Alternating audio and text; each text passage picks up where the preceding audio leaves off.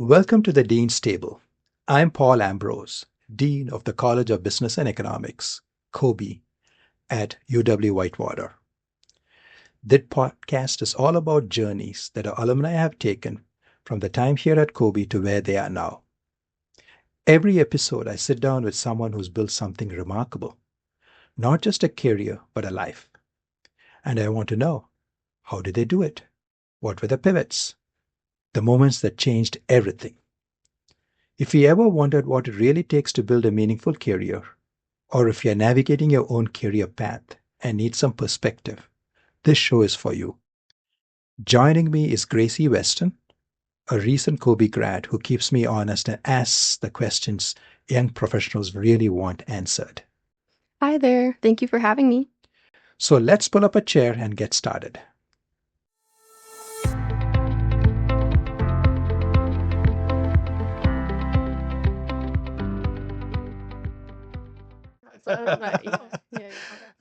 Hi, everyone. Thank you for joining us for this podcast. I'm very delighted to have Rokeshia Robinson.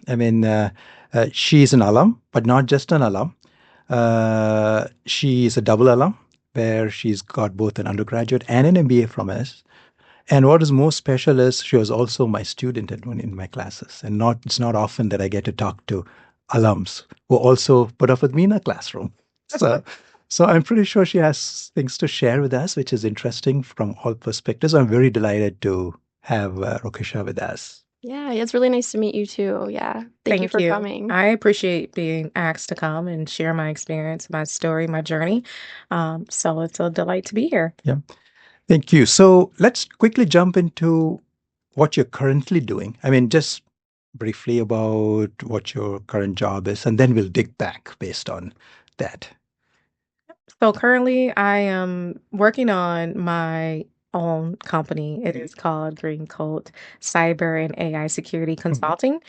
And I started that organization last year with the mindset that my role as head of cybersecurity and compliance was coming to an end in most likely the first quarter of 2026. And that was due to strategy that I was already privy of when the company divested from the London Stock Exchange about 2 and 3 years ago. So I wanted to prepare myself to pivot. And so right now I've been mainly focusing on my own company and what I would like to offer to like small businesses and medium-sized businesses, and from the concept of cybersecurity, AI governance and compliance, and really help consumers and small business owners accept the new wave of technology and not move in fear and anxiety. That's fascinating, given that you worked and now that you own your own business and more focused on helping small businesses and cybersecurity. All these are huge. So I'm very curious to dig into this journey of yours, where you're right now, but let's go back to the beginning. Absolutely. So you're a Whitewater alum. So something brought you to Whitewater. Yes. Can you talk about what brought you to Whitewater? Yeah, sure. So I graduated high school in 1999. I had the aspirations of going into the Army. Okay. And also leveraging the Army to possibly pay for my further education. And at the time, I thought I wanted to go to MIT. Well, I had the luxury of experiencing being a teen mom. And I had my first son as a junior in high school. And I had my second son the summer I graduated. And so my parents, before I had a second child, they were all for me going away to the Army and serving and then leveraging those benefits. But after I had the second son, they were of the mindset, you need to stay local. Okay. And we are here to help you, but we would love you to stay local. Why don't you go to University of Wisconsin-Whitewater where your auntie is attending? Okay. And at that time, my auntie had been my biggest mentor when it came to higher education and just living outside of the box. A lot of my core family members didn't go to college, and my auntie was the first person that I knew of Uh-huh. that had opened that door and walked right through it. And so I was always inspired by her. I just didn't want to go to a local university. Okay, that's fascinating. I mean, typically we have someone starting an undergraduate program in the traditional route, but Yes. I have a lot of valuable thoughts to share. I'm sure as this podcast goes through, coming here with two kids at the time, and Yes. then going and finishing all the way to the MBA. You've taken a lot of guts and grit and Actually, a lot of perseverance. prayer. A lot of prayer. A lot of guts and grits, and a lot of support from Uh-huh. my family. Uh-huh. And I remember being in high school, and I had a principal. His name was Dr. Lavelle at the time. And I remember when he found out I was pregnant, he really took a lot of interest in me. I was an honor roll student. I Mhm. had teachers telling me that I should go to an alternative school. And because at the time that was a big thing that if, there was teen parents, they would typically send the girl to an alternative school. Mhm. And, the father of the child can stay in the traditional high Mhm. school setting.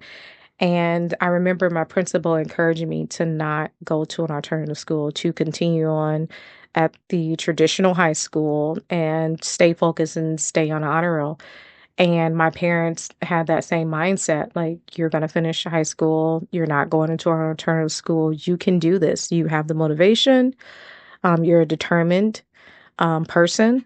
And, we believe that you can continue to aspire and do the things that you've always wanted to do. And so I was able to receive that encouragement. And I remember the principal every morning, he would call me on the speaker across the school speaker, like, Uh-huh. when they do morning announcements. And then after the morning announcements was over, he would page me to come to his office. And I used to be so embarrassed. I was already embarrassed because I was pregnant. And then I was even more embarrassed because I'm being called to the principal's Uh-huh. office. And every morning he would have breakfast for me. And he would ask me, "Did you eat breakfast?" And I hated breakfast at that time.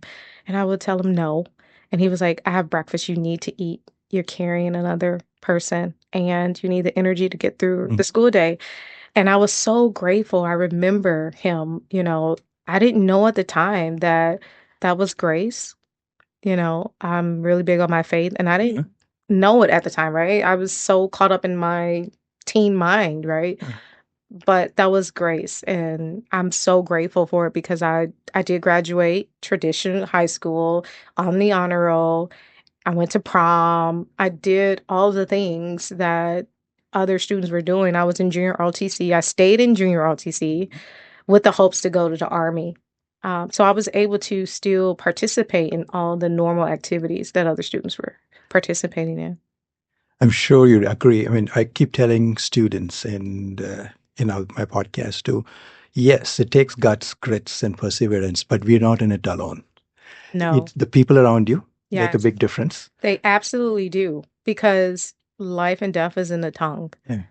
And so I have had peers in high school and college that was parents, and they were getting different stories. They didn't have the support that I had. They were told the same thing, but they followed a different path. They went to the alternative school. They dropped out of high school. They didn't go to college, or they went to college and then they dropped out of college. Mhm. And so I'm so grateful for my parents for reminding me that my goals, my hopes, my aspirations was still something that I could achieve.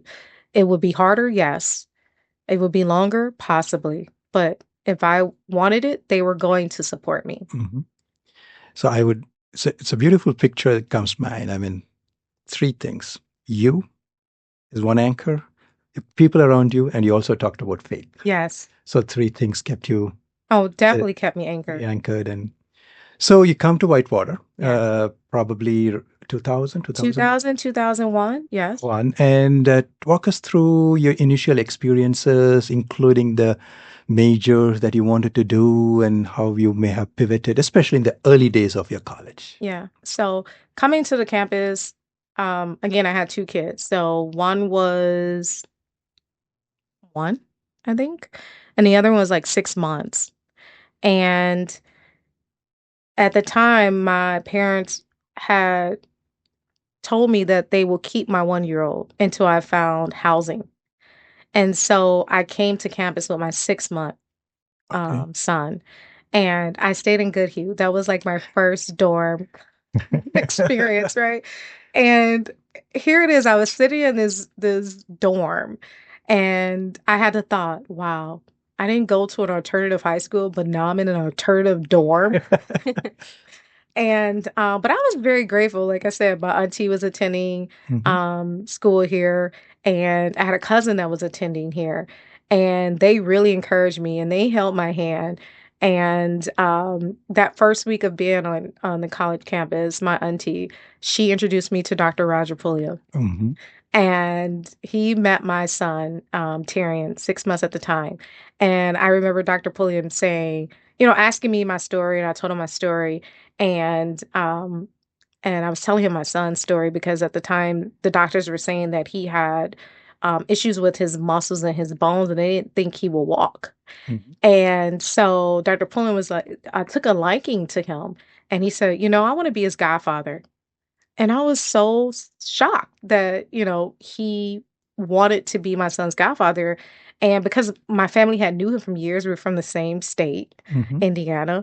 I was like, of course, and so knowing now that I'm building this village, I was really excited. I was starting to think, hey, I can do this. Before I wasn't really sure. But I also had the mindset of, I'll prove you wrong. I had a lot of naysayers. And the I'll prove you wrong mindset is what got me to start and apply and then actually accept it and then come to the campus, be okay with staying in an alternative dorm, and then being successful in my initial classes. Because I was trying to prove not only something to others, I was really trying to prove it to myself. And you mentioned Dr. Pulliam. I'm sure some of our listeners are very familiar with him and the impact he has had on a whole lot of people on this campus. We miss him a lot. Every day. Yeah. It is a hole that cannot be filled. He had a major impact in my life. So, and I'm sure in other students too. And he really served students here at the university. So I'm so grateful that the university had him and that I had him for the time that I had him, right? So it was really him. Like I remember Dr. Ambrose, some of the initial classes that I had, you were one of the teachers that I had. And I remember I didn't have childcare at the time. And Dr. Pulliam would tell me, hey, just bring him to my office. And I was like, you can watch him in your office? He was like, I'm going to. And so I remember there would be times where I would be late to your class, or I think there was one time that I came to your office a couple of times and I had to bring him to the office because I needed extra help with work. And you have so much grace. Again, that's something that sticks when you're in a life situation when you need compassion and you need grace and you need people to, just be patient with you. Because that's not every student's story. You don't necessarily want someone to treat you differently, but you also need people's grace and apathy and, compassion and things. So I was very grateful for that Dr. Pulliam did offer to watch my son many a day so that I can get to class and do homework. And there was teachers like you who understood that I was going to show up to class probably 10 minutes late, or I was going to need to turn a homework assignment in maybe the evening of the day it was due versus the time that the class was. And that was my initial experience, like that first cohort of classes. And once I saw that there was going to be teachers, professors alike that was willing to work with me, that gave me a little more energy and fire in me to say, I can do this. I really do think I can do this. They're going to help me. They're going to be patient with me. They're going to be flexible in ways that most people won't, even though I'm paying for this, right? But I'm very grateful because not all professors had that same mindset. But that was my initial first couple of class experiences with being a single parent on campus, a non-traditional student. And that was the positive side. The negative side, that I had a lot of students look at me and judge me. I knew that I was an outlier on campus. Some people made sure I knew. And that was really hard.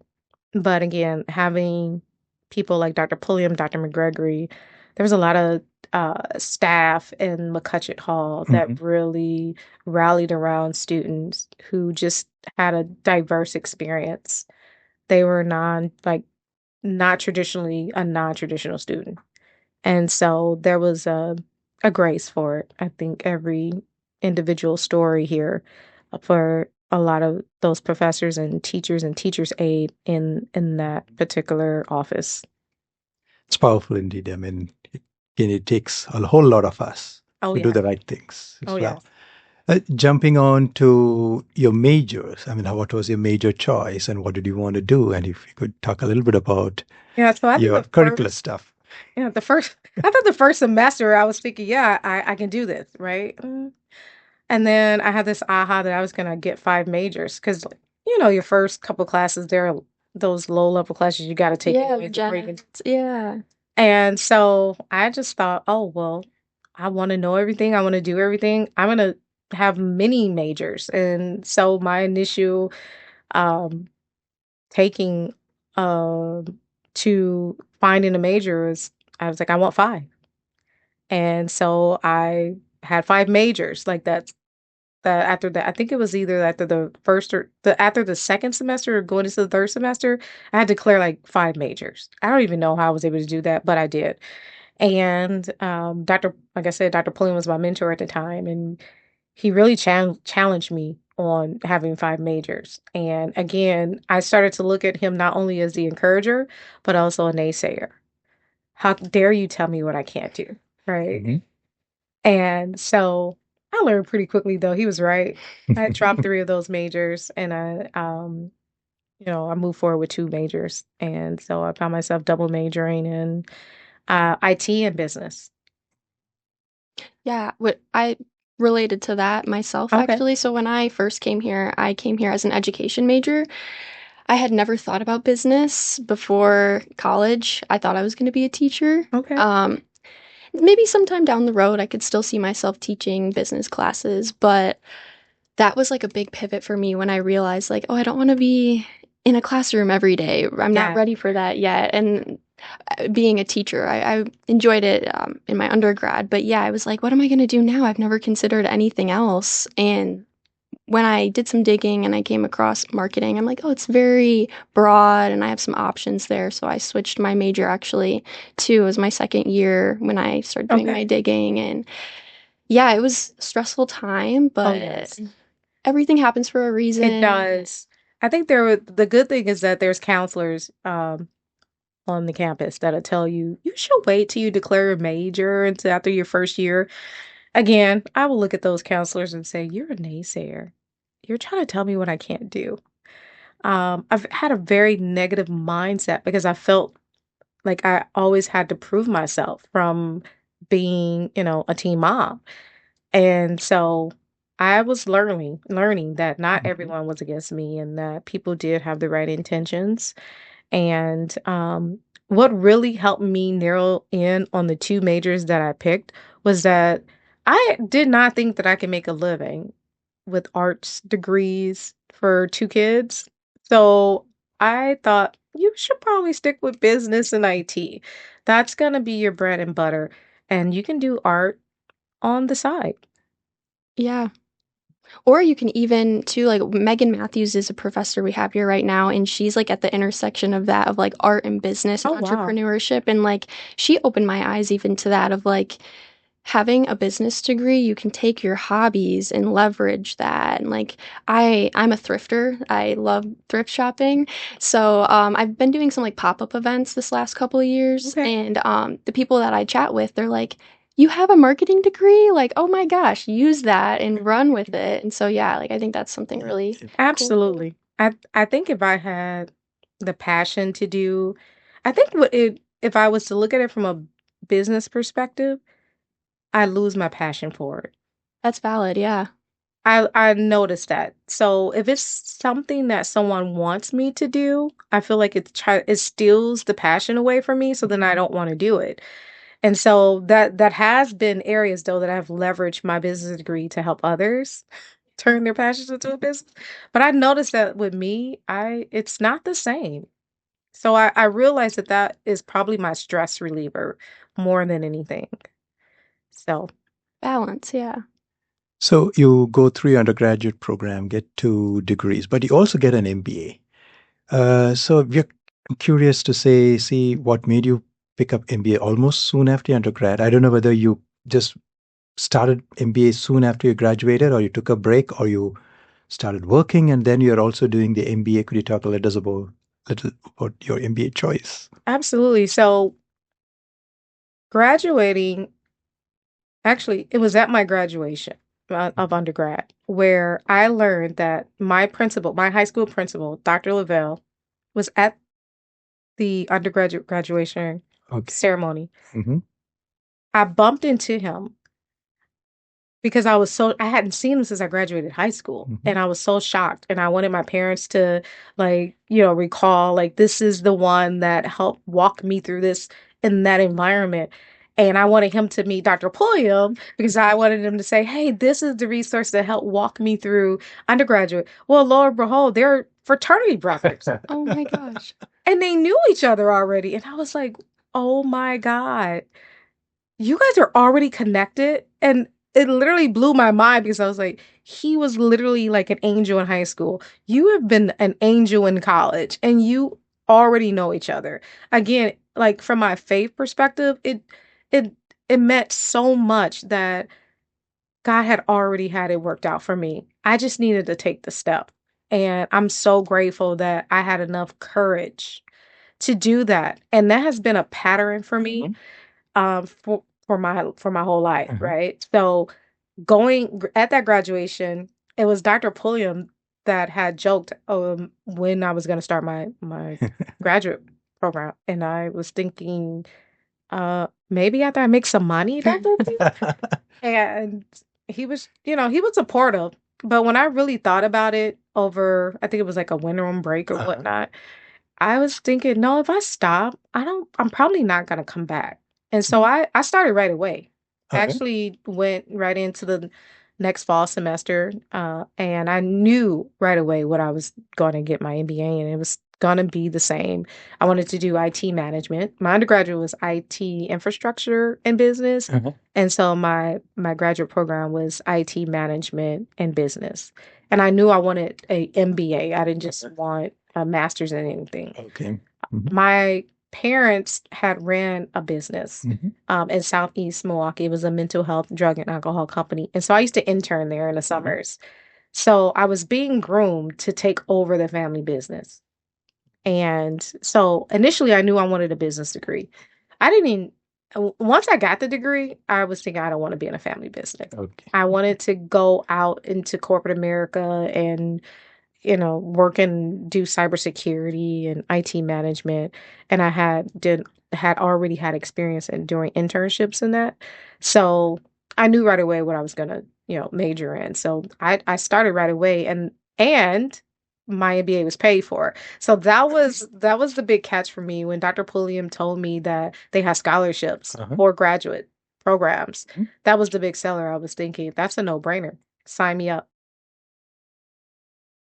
Yeah, that's important. I mean, sometimes we forget about the graduate side, where it is important to provide resources, especially financial resources. We think everything's bundled at the undergraduate, and it's good to hear that got you. Oh, yes. I was thinking when I graduated, I was in so much debt. I had took out student loans for daycare. So a lot of people don't know this, but one of the benefits at the University of Wisconsin-Whitewater is that there's an on-campus daycare. And so after I was able to get my kid, both of them signed up, I brought my other son. This was going into the second year of my undergraduate. So then I was able to bring both kids on campus. And so they were attending the campus daycare. And I was taking out student loans to fund it. And then I took out student loans to do these study abroad trips. So I went to India and I went to Brazil. And I was thinking when I graduated, oh gosh, I don't want to take out another loan. So to know that there was going to be a resource to pay for graduate school, yes. I think that's something that if we were to be a lot more transparent with, even like alumni, right? As we advocate to high schoolers going into college, people in our family or friends, alumni events, right?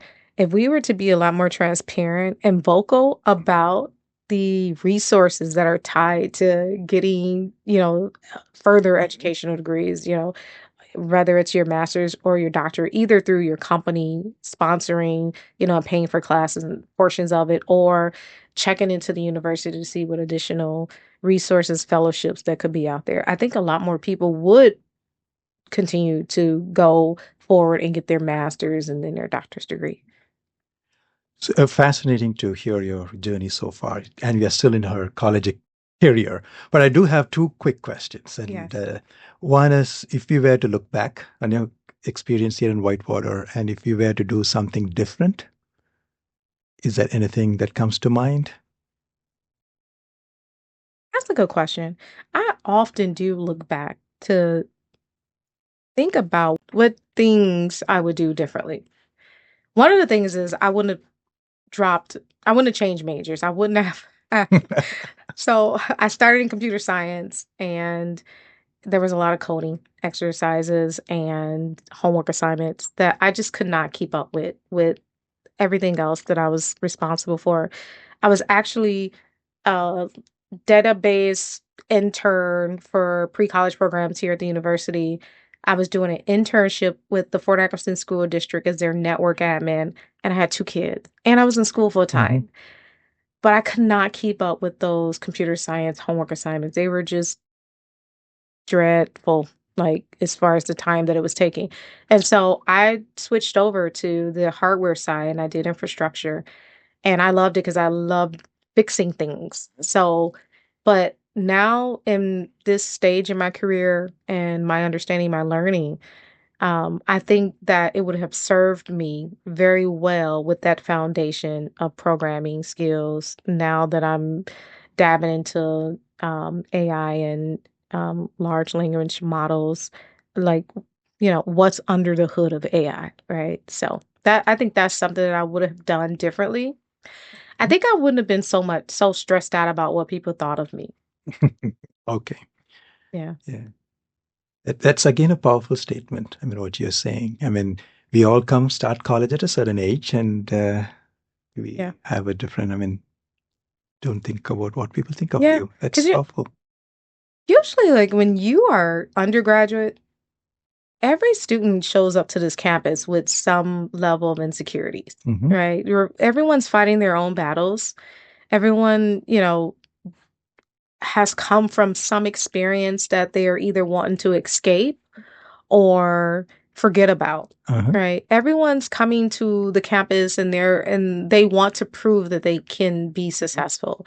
They want to show the world and themselves that they can conquer what is before them.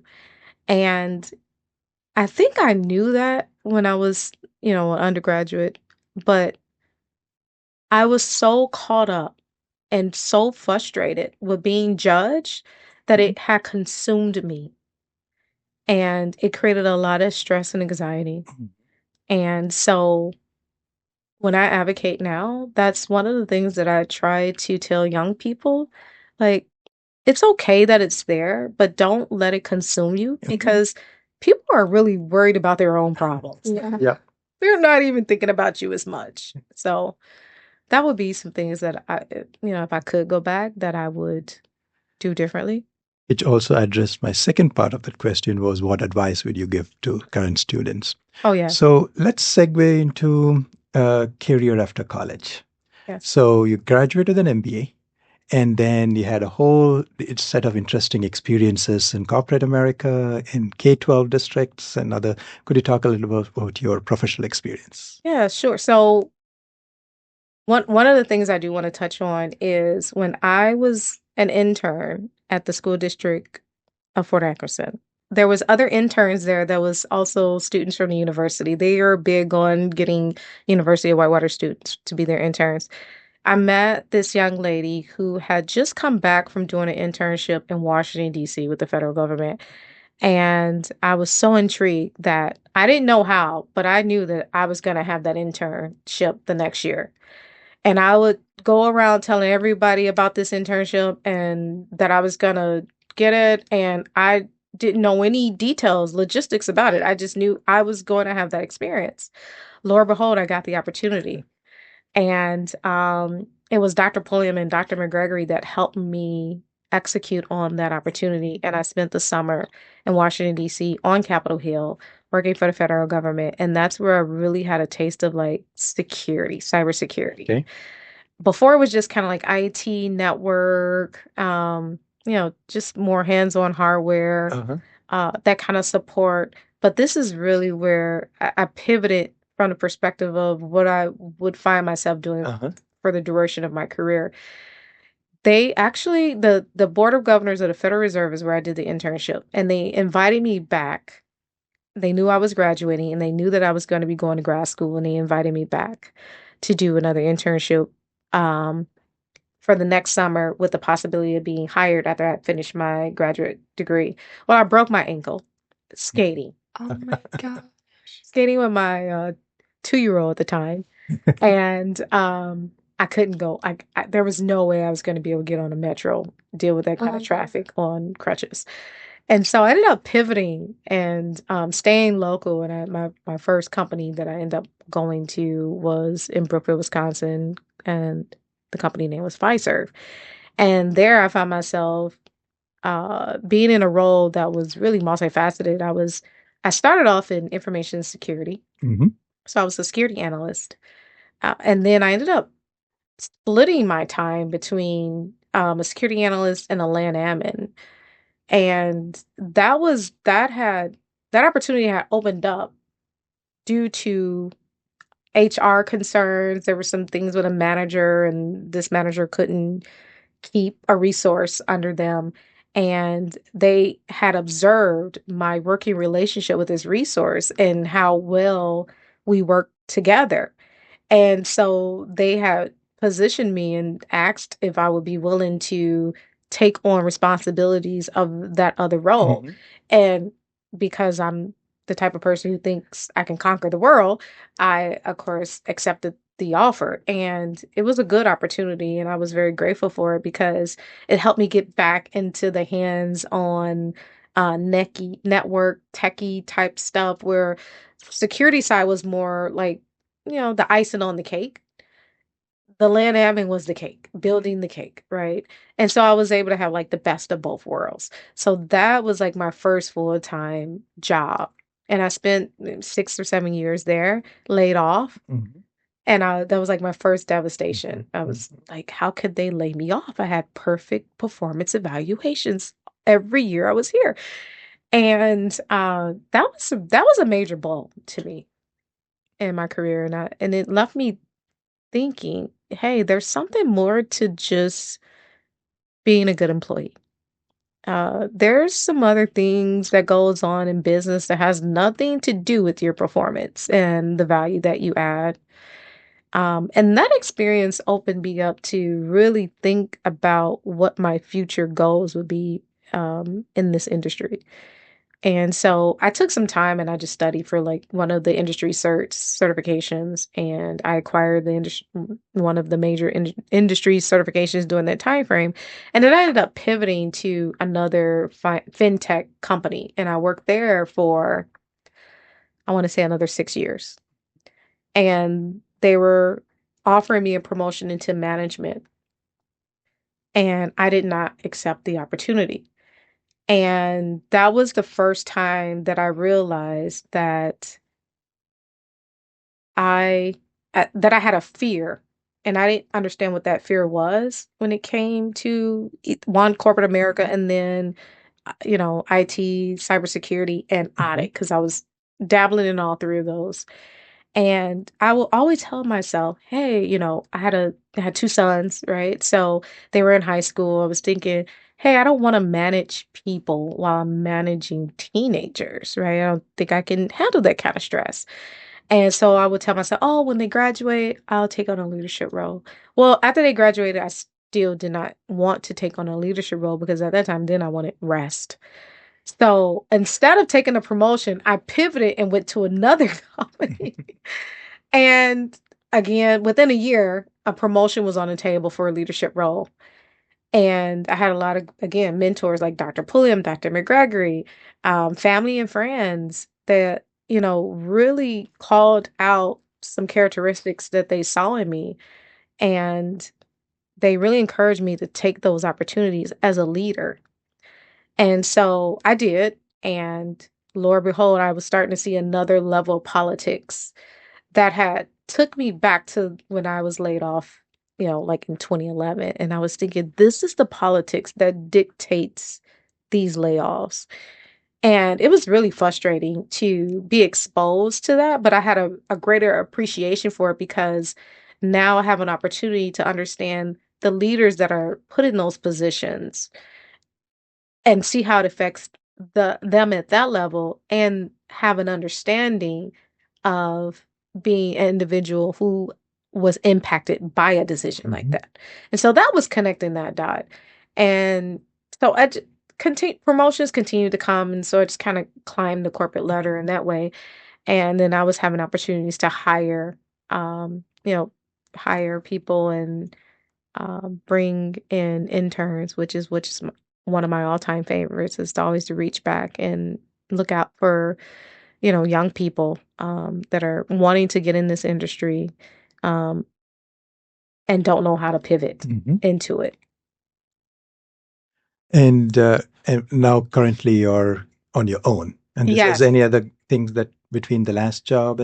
So I was at the London Stock Exchange. Well, I was at Westby Mutual Insurance, and I did stay there for 6 years. And then I went to the London Stock Exchange, and I think I was there for 2.5 years before we divested.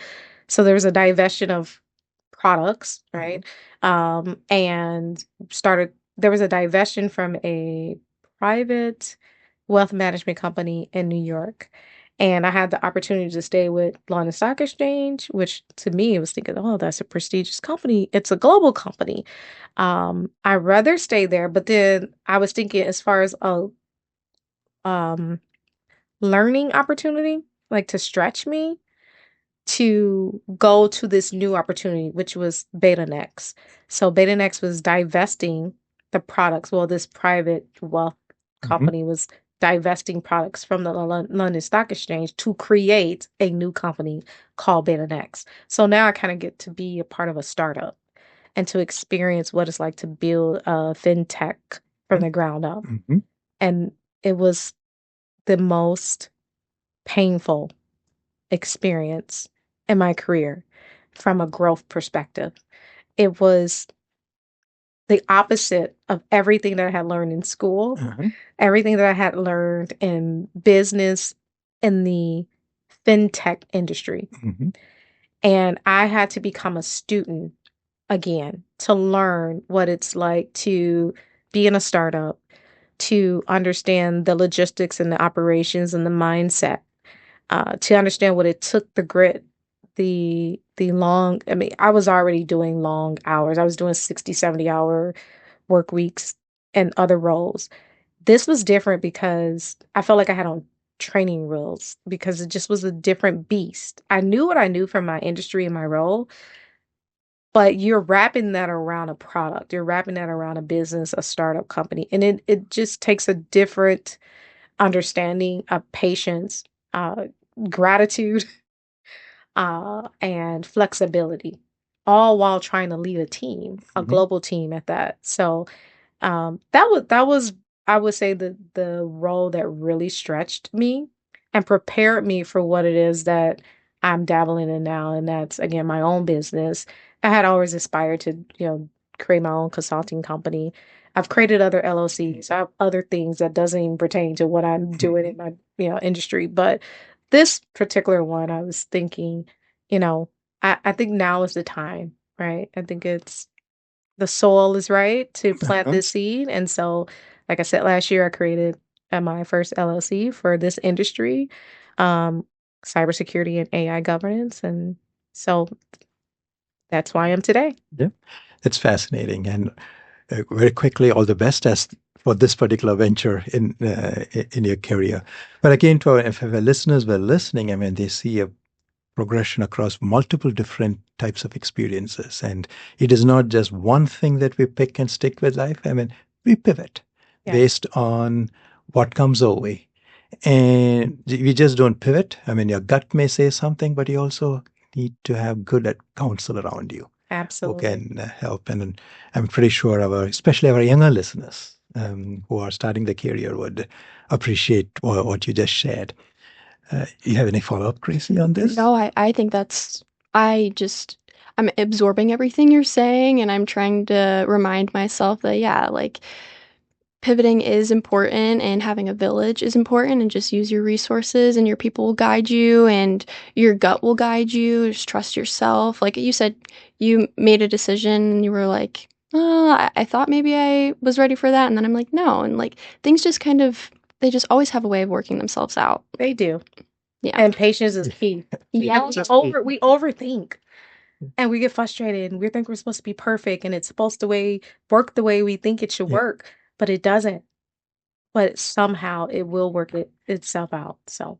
And the beauty of all of this, you kept in touch. I don't know whether you knew that you were doing that, but I don't see that a lot from alums. It's not complicated. Probably a LinkedIn like or a LinkedIn comment. I mean, I know as my career progressed, every time I posted my career change, you said congrats. Oh, yes. I mean, it just takes something as simple as that to stay connected with people around you. And we have a whole circle, and 20 years plus have gone by. Oh, yeah. I don't think it's hard to stay connected when you realize the people that planted seeds in you, right? So being able to have this opportunity, there was some fear, but it was a no-brainer because so many people have planted good seed in me while I was a student here and had encouraged me and helped me become the person that I am today, that it's easy to stay connected. When I was an undergraduate, I started a student organization called Young College Parents. I started a scholarship.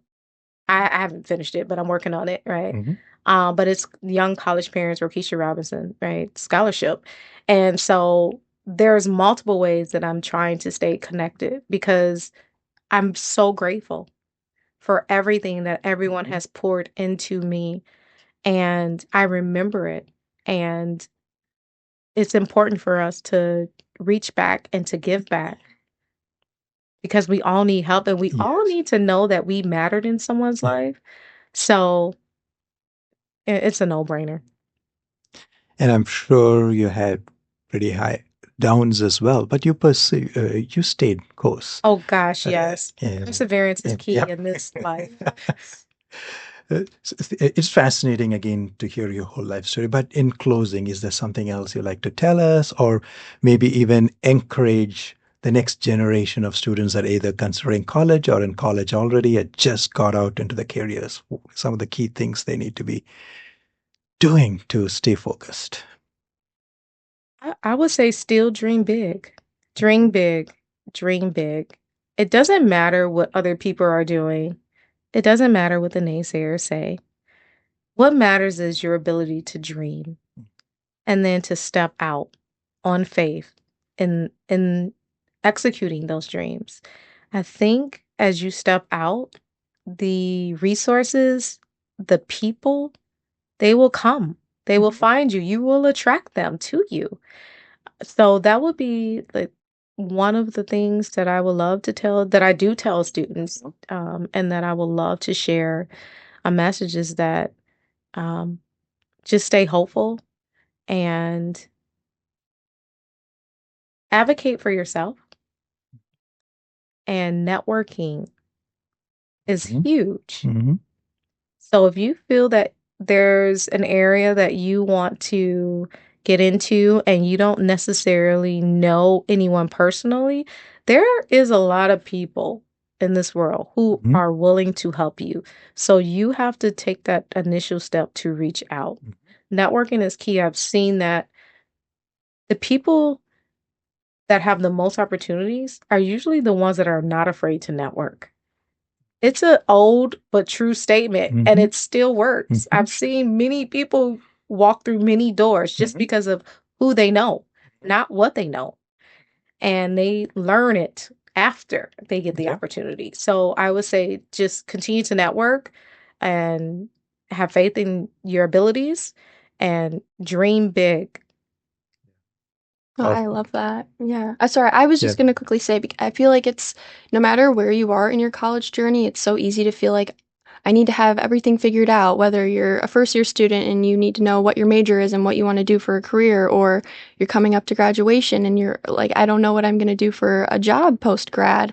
It's so easy to be consumed by that, like have it all figured out and the unknowns. Yes, yes. So I think it's really reassuring to hear somebody who has experienced a lot of really great experiences, not only in college, but in your career. Like, you don't have to have it all figured out. Just dream big and go for things. You don't. And I would even say, if you know it's something that you want to do after college and you have not yet received an offer letter, but you're really passionate about what you want to do, go create you an LLC. Create your own business. Let it marinate. Let it season. There's some things that you're going to learn that when you do go off to be an entrepreneur, because sometimes you do have that thought and you just don't execute, and there's times you will, but you want to be prepared. And banks and resources, they love a seasoned LLC. So if you don't have it figured out, if you don't have an offer letter, if you don't have a job right away, go create an LLC. Go do small jobs for people in your community and do it under your LLC. You're building experience that way. You don't have to wait for a big company to give you an opportunity. You can create them. Don't be afraid to create. Well, great thoughts as well. So great to have you with us, Rokeshia. I mean, it is moving to hear your story because it's not something which every traditional student would have experienced. But I hope the listeners who have heard this will have similar or relatable experiences where they think, okay, college is not for me. Hopefully, they are inspired and pursue their dreams. So thank you again for being with us. And Gracie, you have any closing thoughts? Yeah, thank you so much for joining us. It's really inspiring to hear these stories from alumni. So thank you again.